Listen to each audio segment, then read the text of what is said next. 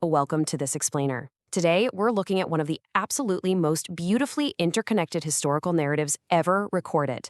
We're literally tracing a timeline that weaves together absolute humility, mind-blowing miraculous events, and the profound, raw power of faith.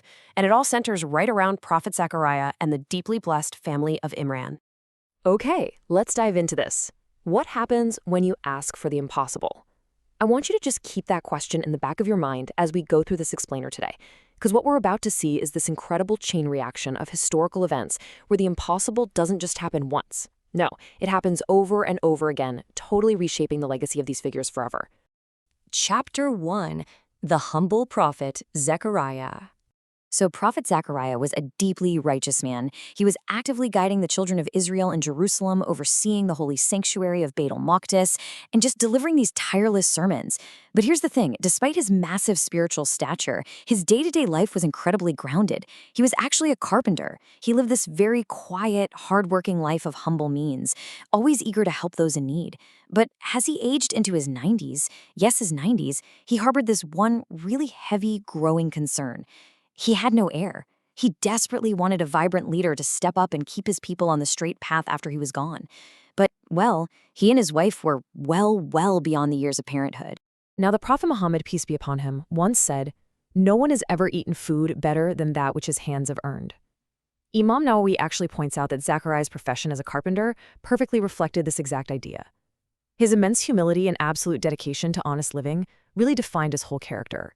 I mean, he was a man who literally worked with his hands, yet his heart was constantly tied to the divine. Moving on to Chapter 2. The Blessed Family of Imran. Now, what's really interesting about this slide is the historical context of exactly how Zakariya connects to this family. The Quran tells us that the family of Imran was chosen above mankind, with a bloodline tracing all the way back through Abraham and Noah to Adam. And as for Zakariya's direct relationship to Imran's daughter, Maryam, well, there's actually a slight historical difference of opinion here. The majority view holds that Zakariya was married to Maryam's elder sister, Isa, but another opinion suggests Isa was actually Maryam's maternal aunt. But, either way, his life was deeply intertwined with this specific, incredibly blessed household.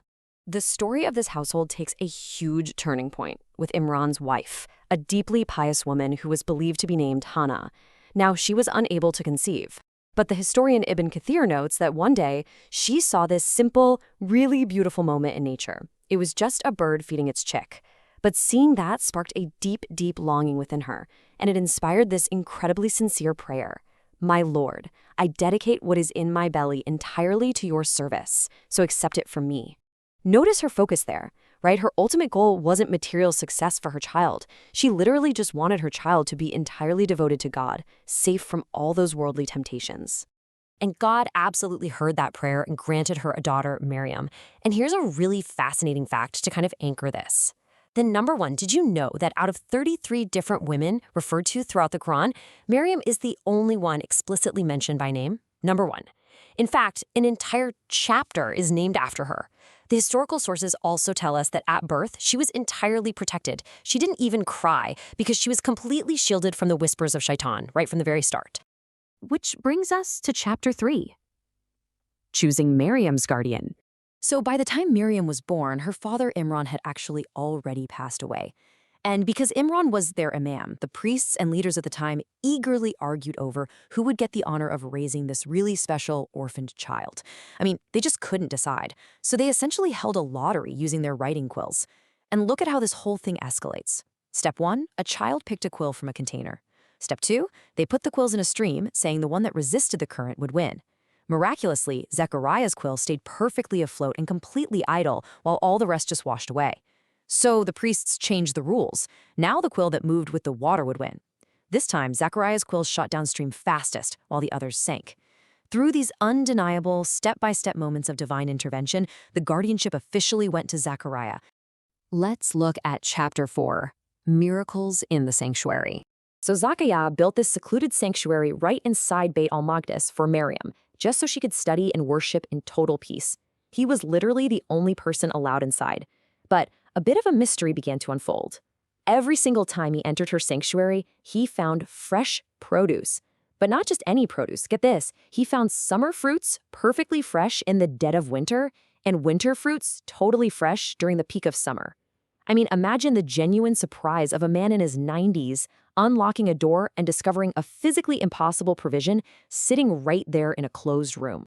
Totally baffled, Zakariya asked her where on earth this came from. And Miriam gave him this profound yet beautifully simple answer. She said, "It is from Allah.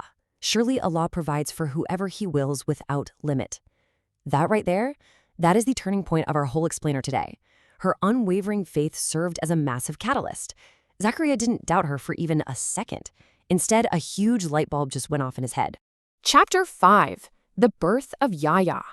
You see, Zakariya realized that if God could provide fruits completely out of season, literally defying the laws of nature, then surely God could provide him with a child in the winter of his own life.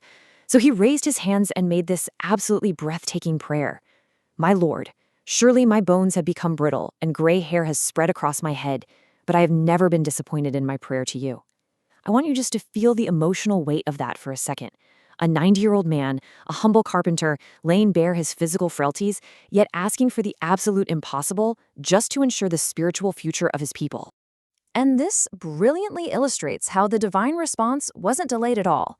The angels delivered immediate news. He would have a son, and his name would be Yahya. Now, despite his incredibly sincere prayer, Zakariya was in absolute shock. I mean, he actually asked, "How can I have a son when my wife is barren and I have become extremely old?" The angel simply replied that it is easy for the Creator, just as he created Zakariya himself from nothing. Still totally overwhelmed by this new reality, Zakariya asked for a sign that his wife had indeed conceived. And the answer came in the form of the number 3. He was told that despite being in absolutely perfect physical health, he would be completely unable to speak to people for 3 consecutive nights. And it happened exactly as foretold. His voice just eluded him, and he could only use hand signals to tell his people to glorify God. And in due time, the impossible actually happened. Prophet Yahya was born. The Quran attributes an incredible list of qualities to him. It says he confirms the word of Allah, he's a great leader, chaste, a prophet among the righteous. He was granted wisdom while still a child, deeply compassionate, and remarkably kind to his parents. He was the miraculous, living, breathing result of this entire chain of incredible events.